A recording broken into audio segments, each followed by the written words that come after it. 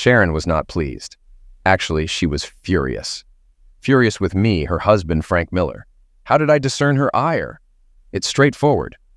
While driving us home from a gathering hosted by acquaintances of hers, Anne and Hank Vander Link, she sat clenched in her seat, as distant from me as possible, wearing a scowl that could curdle milk. Why was she so upset with me? Well, truth be told, I reckon she had every right, given that I single-handedly spoiled her evening. Quite the blunder, huh? I ought to feel ashamed for embarrassing my wife, the mother of my 3 kids. Shame on me. Shame on me. So how did I manage to embarrass her and ruin the night? I grabbed the wrong key. You see, there's a peculiar twist to the parties hosted by the Wonderlings. A twist that my dear wife suddenly decided to embrace. Unfortunately for her, I had no interest in it. We'd never attended one of their gatherings before, but my wife, married to me for a decade, neglected to inform me that the evening's affair would deviate from the usual party scene. She neglected to inform me beforehand that at this gathering, all the wives were expected to place their house keys in a bowl. Subsequently, the husbands would blindly select a key from the bowl and then accompany the corresponding wife to her bedroom for an entire night of love-making, illicit pleasures.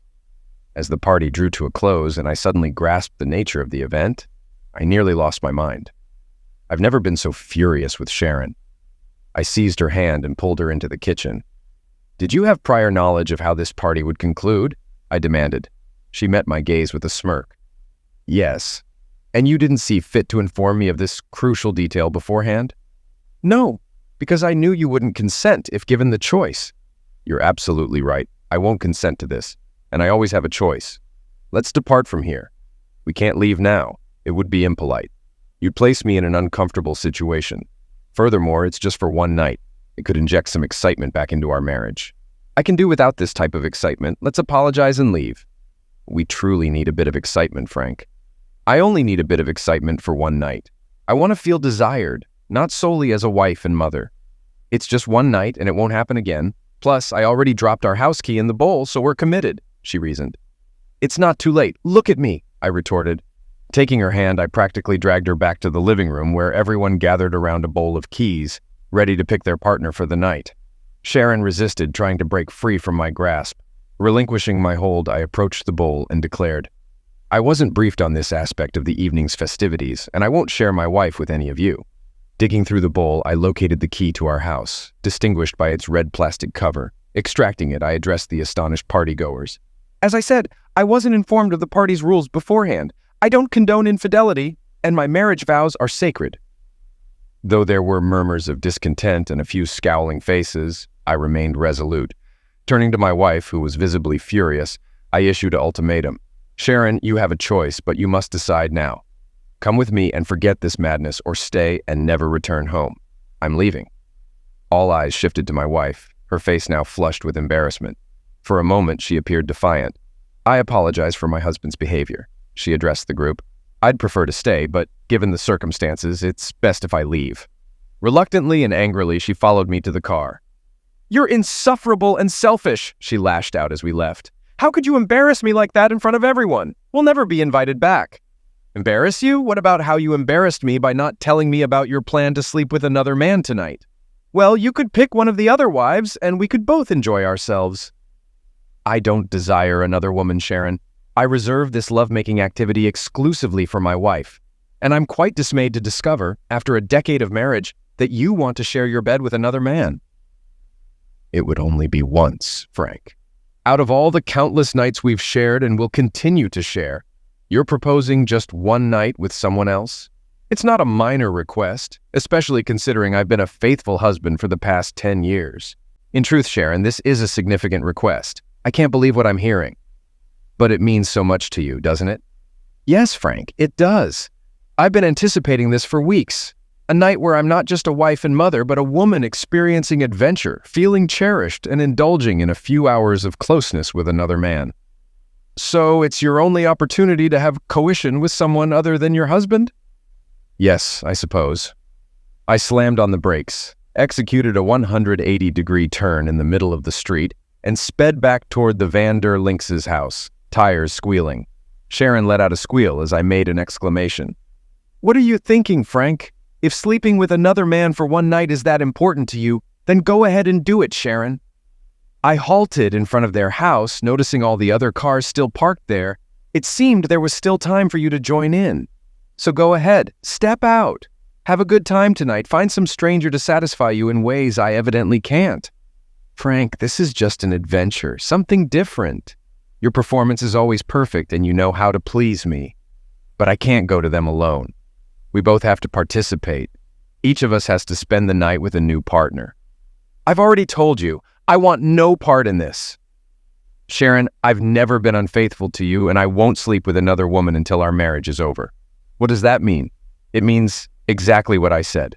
It's decision time, Sharon. So if you're going to do this, go ahead and join your unfaithful friends. I'm sure they'll welcome a beautiful woman into their circle, even if she's not accompanied by her husband.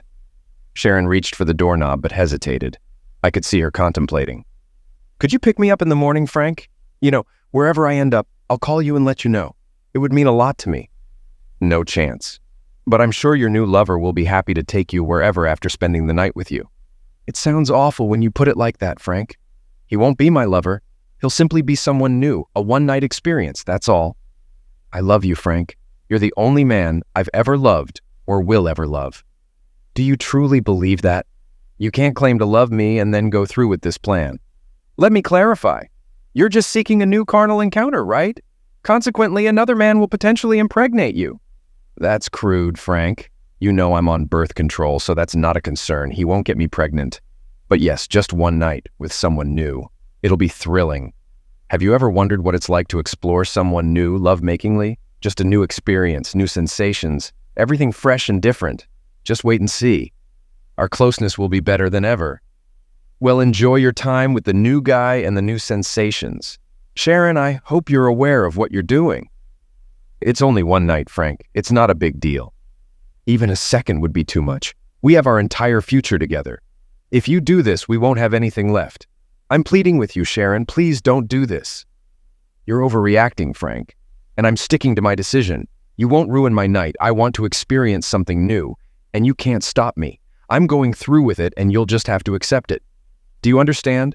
Tomorrow morning, I'll be completely devoted to you again and I'll make you forget all about this. Tomorrow morning, you'll be history. I'll never want you again after you let another man have what I've always considered mine. Now you're being irrational. I belong to you and you'll want me too. I'll make sure of it. Sharon, listen to me. If you leave this car and go back to that house, it's over between us. Your one night will cost you your marriage and your family. No, that won't happen, Frank. I won't allow it. We're married and always will be. We're meant for each other. I love you, and I know how much you love me. We'll get through this. You'll see. I'll make it up to you countless times. You're breaking my heart, Sharon. Don't act like a child. Think of it as taking me on an adventure. What's exciting for you is the end of us. You're not making sense, Frank. I'll change your mind in the morning, and you know how I'll do it. Do you honestly think I'd touch you after you spend the night with someone else? You'll touch me, and more. I'll ensure that. God, I never realized how foolish you are. Get out. My words stunned her, but she opened the car door and began to exit. See you in the morning, Frank. I shook my head sadly, sighing. No, Sharon, I won't see you. And as soon as she pushed the door to close it, I stepped on the gas pedal, making the tires squeal again, this time for half a block. As I drove away, I stole a glance at her in the rearview mirror. She looked completely stunned, standing on the side of the road in disbelief, mouth agape, still motionless as I turned the corner and she vanished from sight. In my heart of hearts, I prayed she'd call me immediately, admit her mistake, and ask me to come back for her. But she didn't. I was shattered and overwhelmed. Tears streamed down my cheeks, blurring my vision. My wife had just chosen a night with a stranger over our 10 years of marriage. Based on her behavior, I'm convinced she genuinely believed I'd brush off her little scheme. Maybe she expected me to be mad for a couple of days, then she'd charm me back into bed and everything would be forgiven. Well, she couldn't have been more mistaken. My dad once told me that if a woman is seriously contemplating sleeping with another man, she's already mentally done it. For a married woman to entertain such thoughts, she's already broken her vows. Sure, it's normal to fantasize about an attractive person, but if she's plotting how to make it a reality, she's already crossed the line.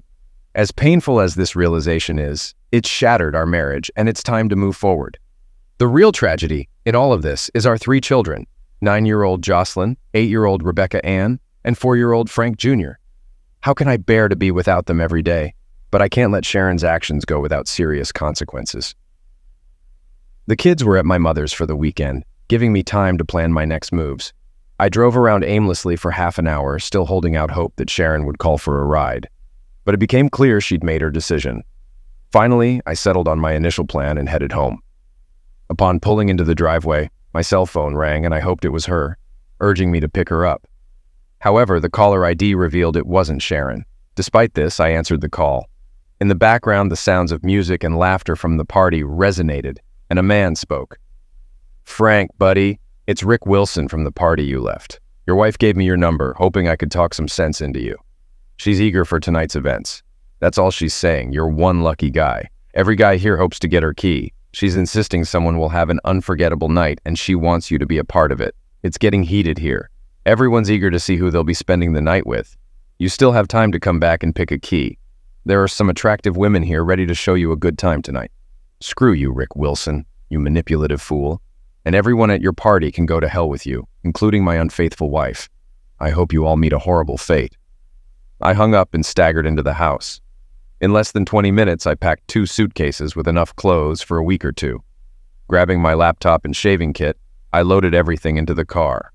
After rummaging through a few drawers, I found our marriage certificate and tore it into 4 pieces.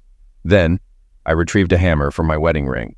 It took several blows to flatten it, but once done, I placed both the certificate and ring on Sharon's pillow, locked the front door behind me, and drove off into the night. I aimed to locate a motel a few miles outside of town, but before that, I circled past the Van Deerlinks' place once more. Several cars had departed the party, and a few people stood in pairs conversing on the street. Not spotting Sharon, I assumed she had either moved on with her new companion or paired up with Mr. Van Der Link himself. The motel I settled on was in a nearby town. It didn't appear overly large, but it boasted a secluded parking lot in the rear, shielding my car from prying eyes in case anyone happened to look for it. After locking the car, I purchased a 6-pack of Newcastle from the adjacent convenience store and opted to catch some TV. The first 2 drinks eased my tension, and as I cracked open the third, my phone rang. Seeing it was Sharon, and knowing she wasn't calling for me to pick her up, I allowed it to go to voicemail. "Frank, you're behaving like a child over this. Rick Wilson filled me in on what you told him. How many times do I have to say it's just one night? I'll let one new guy have coition with me a few times, and that doesn't make me immoral. I swear, even if it stings a bit, I'll make it up to you in ways you can't imagine when I return tomorrow. You probably don't care, but since you removed our house key from the bowl, they gave me a new one. The guy who got it is named Glenn. He seems nice and assured me he won't pressure me into anything. He's married with kids like ours. Since you're at our house, I went to his. His wife and her boyfriend will also stay, but in a different part of the house so we won't disturb each other when things get heated and we start making noise. You know how vocal I can get when you touch me?" She giggled. "Darling, I know you're a bit upset, but I promise I won't let him do anything you haven't done." I suggested to Glenn that we stick to the usual stuff. He's met me a few times, mostly in missionary or something else for variety. Glenn agreed, especially since it's my first time with another man. He'll take me home when we're done tomorrow. I'll shower and freshen up before I return to be clean and ready for you. No leftovers for you, baby. Sweet dreams, my love. See you in the morning. Get ready for some excitement. Love you, Frank." I felt like my insides were being torn apart. Never did I imagine I was married to such a foolish and immoral woman. Sure, Sharon had always been a bit flighty, but it was part of her endearing charm. Now her foolishness was amplified and could cost her everything. Her life, her husband, and possibly her children.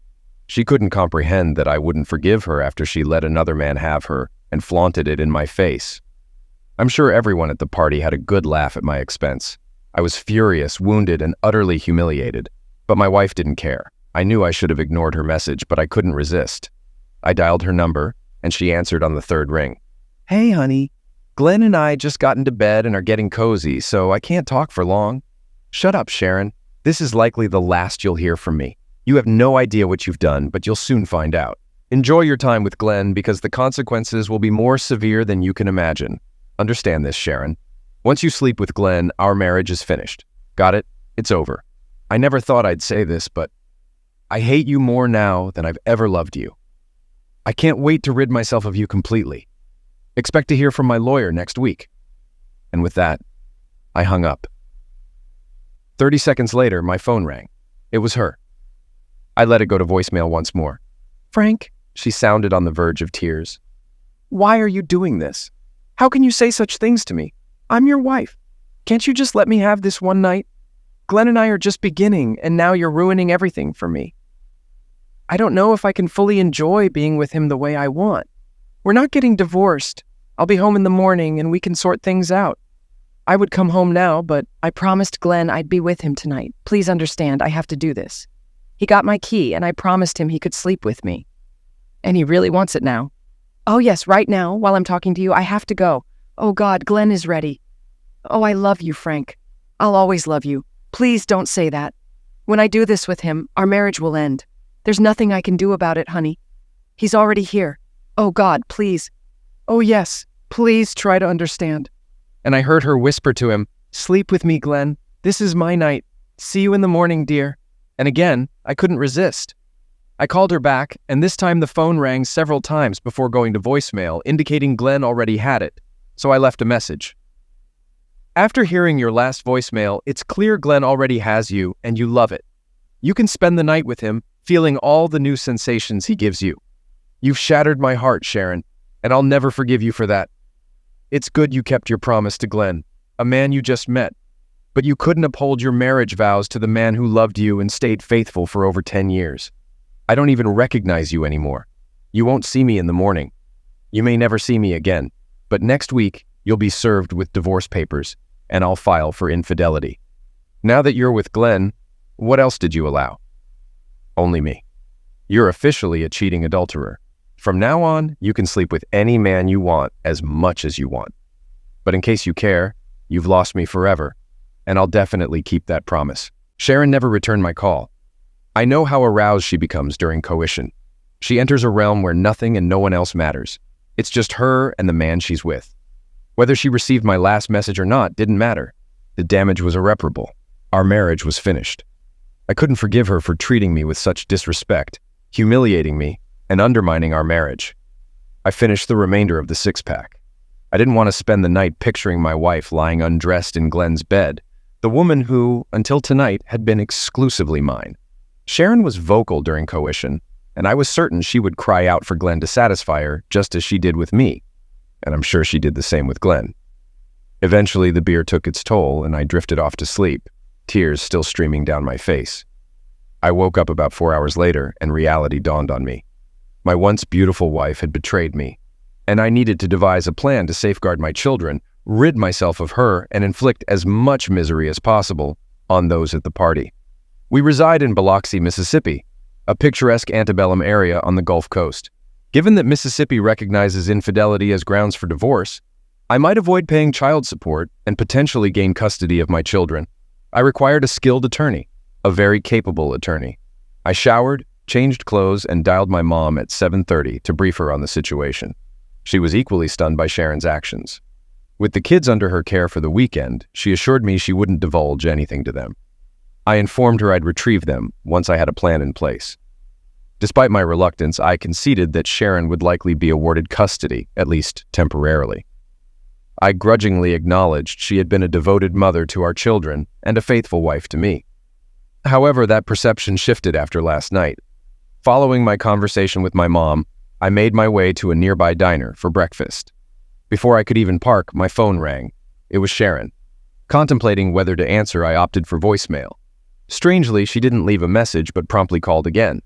Ignoring the call, she persistently dialed until eventually, on the 5th attempt, she left a tearful voicemail.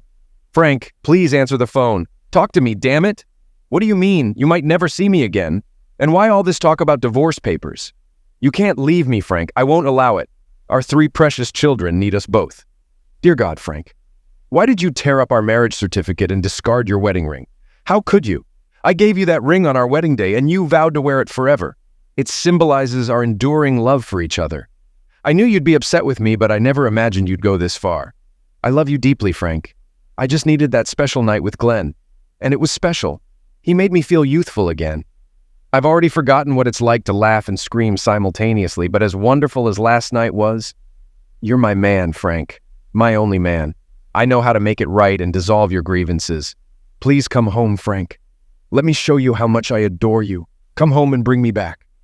At that moment, she broke into tears, her words becoming muffled and hard to decipher. "Damn it, Frank. Why can't you see that I just needed one night with someone new?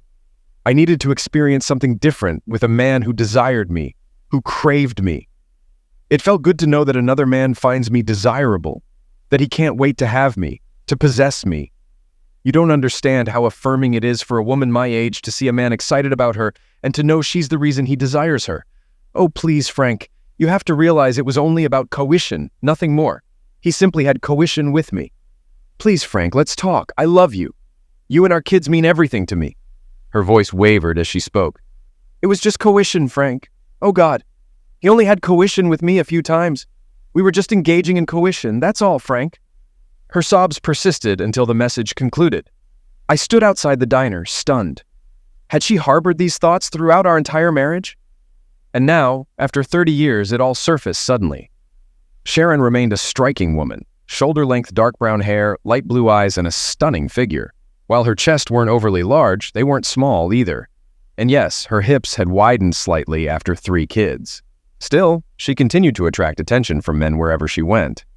So what was this talk about needing to feel desired by another man? I consistently demonstrated my love and desire for her. I regularly surprised her with flowers and took her out on weekly dates. I even bought her alluring negligées and affirmed her beauty and my love for her daily. Until last night, I believed our bed life was fulfilling. We made love at least 3 times a week, always reaching multiple climaxes. What could I have possibly overlooked? Despite losing my appetite, I entered the diner, found a vacant table, and ordered scrambled eggs, toast, and black coffee. Although I barely touched my meal, I consumed at least 6 cups of coffee. I had never felt so adrift, so hollow, so utterly defeated. I'd heard people wish for pass away, and now I understood why. The only thing keeping me from succumbing to despair was the thought of my children. I had to endure for their sake, to navigate the turmoil Sharon had unleashed and carve out a future for them. This realization fueled my resolve. I would persevere. I just needed to devise a plan. Sharon called my phone incessantly that day, but I consistently sent her calls to voicemail. She pleaded for understanding, but never once apologized for her actions. There was no admission of error, only insistence that she needed that one night. And my role, apparently, was to comprehend and support her. All they did was engage in carnal activity, merely 3 times throughout the night, and again in the morning. That's it. How could I fail to recognize that this was just a one-night stand, easily forgiven and forgotten? She mentioned she was worried she hadn't turned off her phone in time, and I might have overheard her with Glenn. She hoped I hadn't heard too much. I had to give her credit. She certainly knew how to plunge a knife into my heart and twist the blade. I couldn't fathom her level of foolishness. If there was one silver lining, it was that I now possessed sufficient audio evidence of her infidelity to use against her in court. I wasn't certain if it would suffice, but it was undeniably compelling and left nothing to the imagination. Tomorrow, I would seek out a competent lawyer and gather all the necessary information. I paid a visit to my children at my mother's place. She mentioned that Sharon had already called to check on the kids and inquire about my whereabouts. Mom informed her that I was devastated by her actions and had no desire to see or speak to her. According to my mother, Sharon began to cry, expressing her confusion. Mom reassured her that no man would comprehend why a wife would flaunt a night of closeness with another man in her husband's face. Sharon inquired if she should retrieve the children, but my mother suggested it would be best for her to keep them for a few more days until things settled down. The children greeted me with joy, but inquired about their mother's whereabouts. I explained that she was occupied with a special project and they would be staying with their grandmother a bit longer. We played together, shared dinner, then I bid them farewell with hugs and kisses before heading back to my motel. Tomorrow promised to be hectic. Before calling it a day, I made one final stop, or rather, drove past. Tears welled up as soon as I laid eyes on my house again. I mourned what I had lost and could never reclaim. It struck me as odd not to spot any unfamiliar vehicles in the driveway. Although a car could have been in the garage, the solitary glow from the kitchen downstairs indicated Sharon was likely alone tonight. Yet a lingering concern surfaced. I still cared. Despite her actions, the betrayal stung deeply. I wrestled with the urge to stop and observe her, but ultimately succumbed. Parking a block away, I approached the side where I could peek through the kitchen window. There she sat, a discarded bottle of Grey Goose by her side, hair disheveled, mascara smudged. Clad in a robe, she rested her head on the table facing me, eyes closed. It was evident she wept, surrounded by a mound of tissues. For a moment, a pang of sympathy stirred within me. Then, recollection of her choices and their repercussions flooded back, chilling me to the core. I resisted the urge to lash out and instead retreated to my car, driving off with a tinge of satisfaction. Perhaps she was beginning to grasp the gravity of her actions. If she sought solace, she could turn to her paramour, Glenn. Monday dawned, and I faced a busy agenda. At the diner, I devoured eggs, toast, and coffee, finishing my meal entirely. I phoned my mom and spoke with each of my children, assuring them of my love and imminent return. Next, I contacted my office, informing my assistant that personal matters would occupy my attention for the next 2 days, urging her to reach out if anything urgent arose. She inquired if all was well, and I replied in the affirmative, promising to elaborate later. During my final year at Ole Miss, I shared an apartment with 2 close friends, Douglas Prater III and Maxwell McCrae. Our bond endured over time, despite infrequent reunions. While I pursued a degree in computer science, Doug pursued business administration, and Max pursued law. Initially, I reached out to Doug, asking if he and Max could join me for drinks around 5. I explained that I needed their counsel on a pressing issue, and Doug agreed to coordinate with Max to meet me at the lava bar by the beach. Arriving early, I awaited their arrival. Max appeared slightly after 5, followed by Doug 10 minutes later. After warm greetings, we settled at a patio table, ordered beers, and raised our glasses in a toast. "What's on your mind, Frank?" inquired Doug. "Your call sounded serious," he added. "Sharon cheated on me and flaunted it," I disclosed, narrating the entire ordeal. "Man, that's rough," sympathized Doug. "I can't fathom she'd do such a thing," chimed in Max. "Indeed, and with no remorse, believing I'm overreacting." "Can you believe that?" I exclaimed. "So, what's the plan?" Max inquired. "I'm contemplating divorce and seeking retribution against Glenn and the others at the party. But most importantly, I want to pursue custody of my kids," I outlined. "It won't be a cakewalk, Frank," cautioned Max. "Unless she's unfit as a mother. If she brings strange men home for trysts while the kids are present, you have leverage. Otherwise, if she's a good mother, she'll likely secure custody and you'll have to pay child support," he advised. "I'm fine with that, as long as I have frequent access to them. It's manageable," Max affirmed. "Courts generally prefer both parents to be involved in child rearing, provided they're both competent caregivers." "What about finances?" Doug interjected. "Sharon's a stay-at-home mom, and I assume you earn a substantial 6-figure income. How are your financials looking? Checking and savings accounts? Any investments? 401k? Individual retirement account?" "I have all of those, totaling around $700,000 to $800,000, perhaps a bit more. The court will likely split it evenly. Give Sharon the house along with custody. But if you can substantiate her infidelity, which appears quite plausible, you may avoid alimony payments. Do you know an exceptional divorce attorney?" One of the partners at my firm is among Mississippi's top family law practitioners. Her name's Maddie Simmons. "Want me to arrange a meeting for you?" "Certainly, the sooner the better," Max suggested. "In the meantime," Doug added, "I'll explore options to safeguard some of your assets. Send me all your financial details and I'll handle it." After another toast, we shared a few more drinks and bid farewell. Suddenly, I felt a sense of relief I hadn't experienced since this ordeal began. As I drove back to my motel, my mind raced with all the tasks ahead. My cell phone rang, and it was Sharon. After a brief hesitation, I realized I'd have to confront her eventually, so I pulled over and answered. "What do you want, Sharon?" I opted for directness, cutting to the chase.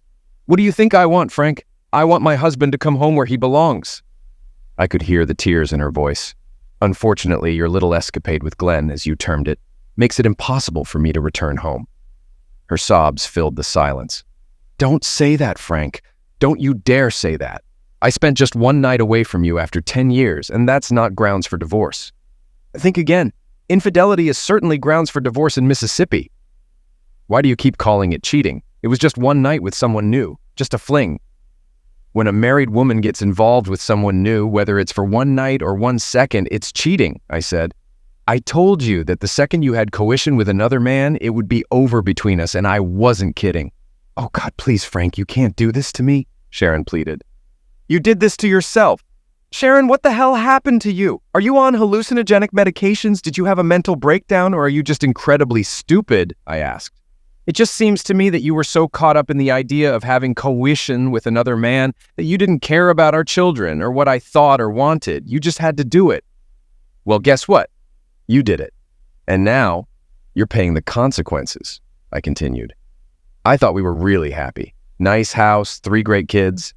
Our bed life was great. And then you ruined it all by sleeping with some stranger and rubbing it in my face, I lamented. We've always been happy, Frank. And we are happy now. I was just wondering what it would be like to be with another man for one dirty night in our long life together. Just try someone new without injury. That's all, Sharon explained. No injury? For some reason, you don't understand at all what damage you have caused. You completely destroyed our family overnight. Because of your selfishness, you have broken our life into a million pieces. And there is no hope of ever putting them back together again, I declared. First off, Sharon, you broke my heart, even though you made it clear you didn't care, I said. Do you remember me? Your husband, the man who loved you without question from the moment I laid eyes on you. The one who works long hours every day to give you and our kids the life you dream of. And yet, you spat in my face and left me to find comfort in the arms of a total stranger. You gave him parts of your body that 10 years ago you promised would only belong to me. You made this promise before God, our families, and all our friends. And last night you rubbed it in my face, letting me know you were going to do it, no matter how much I begged you not to. You basically told me to get the hell out. You do whatever you want and it's none of my business. I never meant for it to look like this, Frank. I don't know why, but I didn't think I was hurting you. I just wanted to try something new. I love you. It was never about you. It was about what I needed. And that's what brought us here. You took yourself out of the equation. All your cheating with Glenn last night concerned only you and him. You didn't think about me or our kids. I deserve a special night just for myself. Well, luckily for you, Your Highness, you got your wish, and it ended your marriage to me, and most likely tarnished your reputation with your family and friends. There might be a day when I forgive you, but I'll never forget, and I'll make sure everyone knows what you did. Just like you called me a spoiled brat for being upset about your affair. Let's see how you handle that, knowing everyone will hear you confess to what you did with Glenn. And how many times? Oh God, Frank, please. My parents would be devastated if they found out. Too bad, Sharon. You should have thought about that before. You made your bed and now you have to lie in it. You seem to think what you did is like getting a traffic ticket or not returning a library book. You traded a solid 10-year marriage with a man who adored you for late-night encounters with a stranger who only cared about instant gratification. Do you feel good, Sharon? That Glenn slept with you 4 times and it cost you your family? I didn't have to lose anything, Frank. You should have loved me enough to support me and let me do it. There isn't a single sane man on this planet who would support his wife having an affair just because she wanted to try someone new. It doesn't work that way, and you should have known it. What were you thinking, Sharon, that led you to this? I didn't expect you to be so upset about it. I mean, seriously, Frank, what's the big deal about letting another man have coition with me multiple times? Sharon questioned. And what I did with Glenn last night doesn't mean I love you any less. I've heard about couples hooking up at Van der Links, and it intrigued me. Why can't a husband or wife have a lovemaking night with a stranger? Someone nice and safe, enjoy the experience and explore new sensations? I decided I wanted to experience another man having closeness with me. It didn't mean I loved you any less, Frank, Sharon continued. It just meant I needed a new experience with a different man, just once, and then I would fully commit myself to you again and never do it again. But that meant you didn't respect me. I begged you not to do it over and over again. And you just smiled and said, see you in the morning. Frank, you took away the closeness we've shared for over 10 years. The vows that meant everything to me meant so little to you. Our bodies coming together created 3 beautiful children who love us both. We were a family, and now you willingly gave that part of yourself that created our children to another man. And for what? A good time?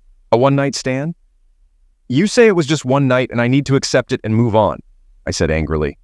I say it was nothing less than a complete abandonment of me, our family, our sacred vows of loyalty and allegiance, and any respect you've ever had for me.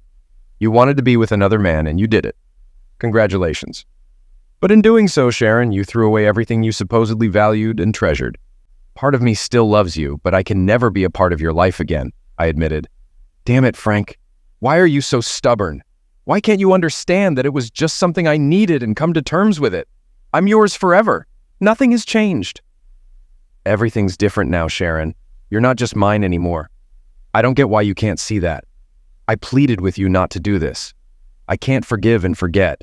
You betrayed me willingly, and this pain will last a lifetime. I found a lawyer. Tomorrow I'm filing for divorce, citing infidelity. I'll name your lover Glenn and anyone else from your gathering that I can identify. Imagine their reaction when they learn you're responsible for breaking up their circle and possibly damaging their reputations. Go to hell, Sharon, and take your cheating friends with you. The moment I met with Maddie Simmons, EastQ, I knew she was the right attorney to handle my situation. She cut through the nonsense and got straight to business. She asked why I wanted a divorce and what outcomes I sought. I explained I expected to split our assets with Sharon, offering our house in exchange for less cash. I knew I likely wouldn't get full custody of the kids, but I wanted unrestricted visitation without child support. I presented all the audio evidence I had of Sharon's infidelity, where she confessed repeatedly to sleeping with Glenn. Miss Simmons shook her head in disbelief that my wife was so careless as to admit her affair, let alone in a way that could be used against her in court. Well, we'll probably need a voice recognition expert to confirm it's your wife's voice, she advised. But unless we encounter an exceptionally biased judge, the recordings should hold up in court. We spent the remaining hour discussing my objectives regarding Glenn and the other participants at the wife-swapping event. While she doubted we could demand monetary compensation from them, she suggested we could find ways to expose their activities and shame them enough to inflict significant repercussions. I agreed that would be satisfactory for me.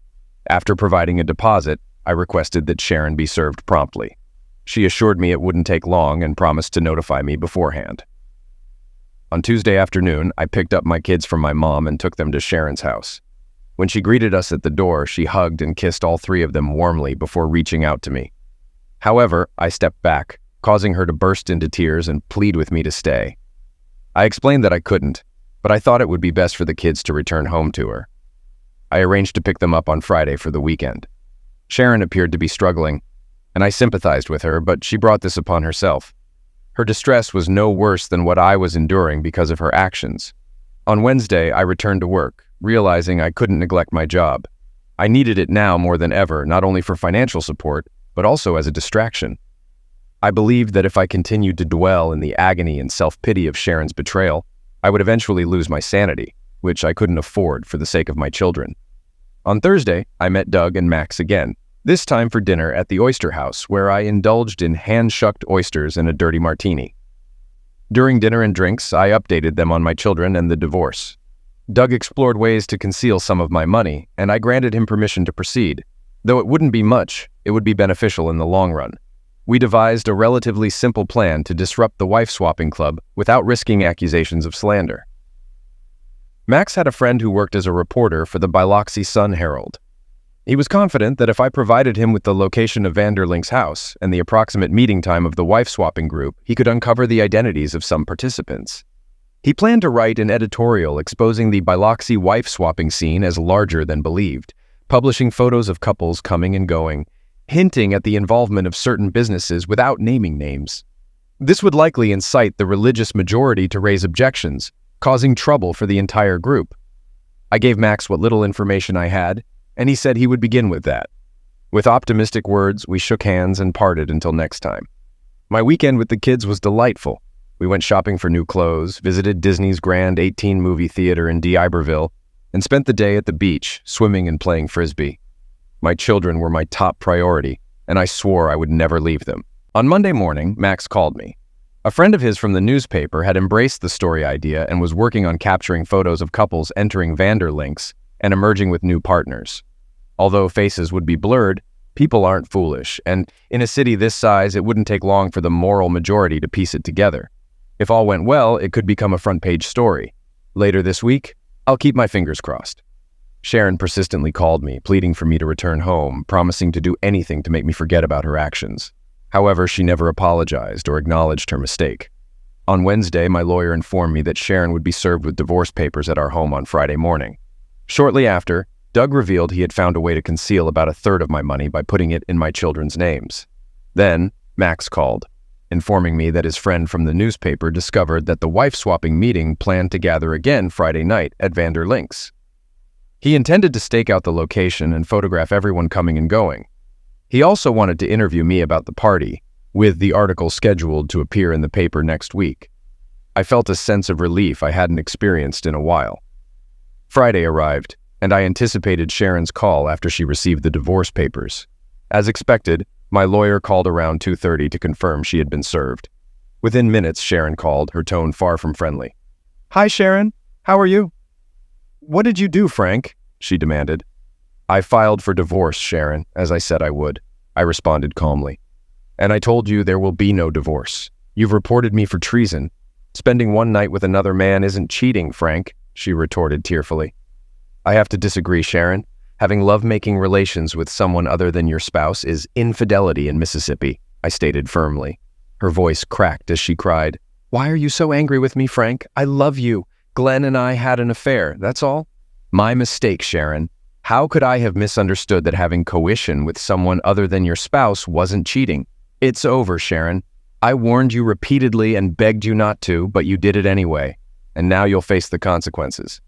And I believe your troubles are far from over. Goodbye, Sharon.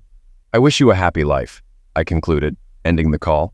My foremost dilemma remained my enduring love for Sharon, a feeling that likely would persist. However, trust was irreparably shattered, rendering it impossible for me to continue in a marriage with a cheater.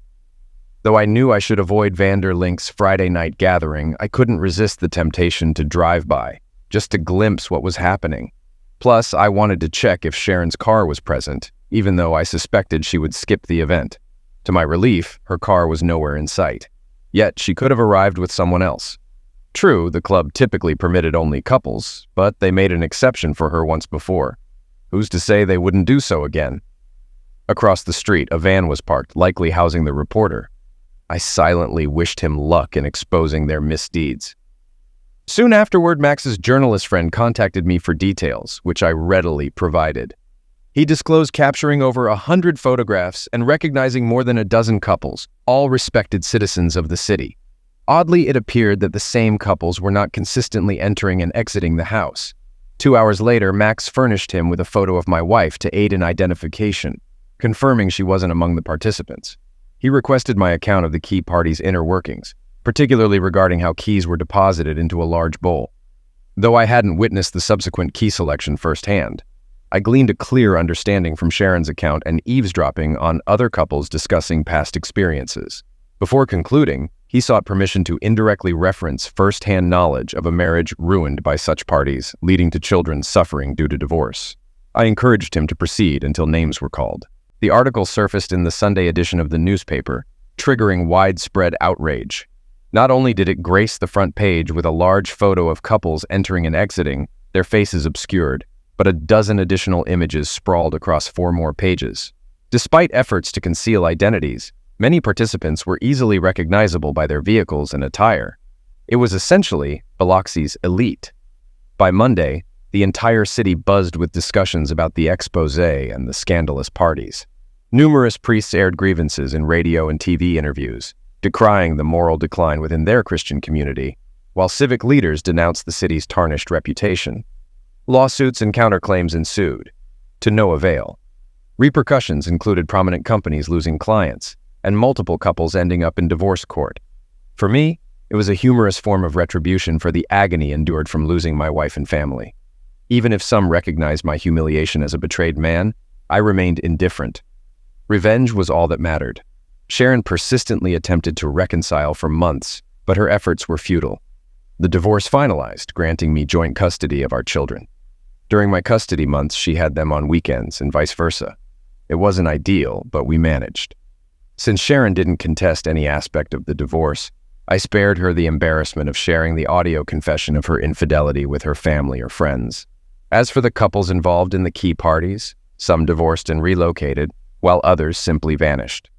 Sharon resumed dating, although she seemed oblivious to why her actions were unacceptable to me. But that was her concern. I wished her future husband the best of luck. I dated several pleasant women, but never found one I was ready to commit to for life. Some wanted to move in, but I remained hesitant to hand over a key.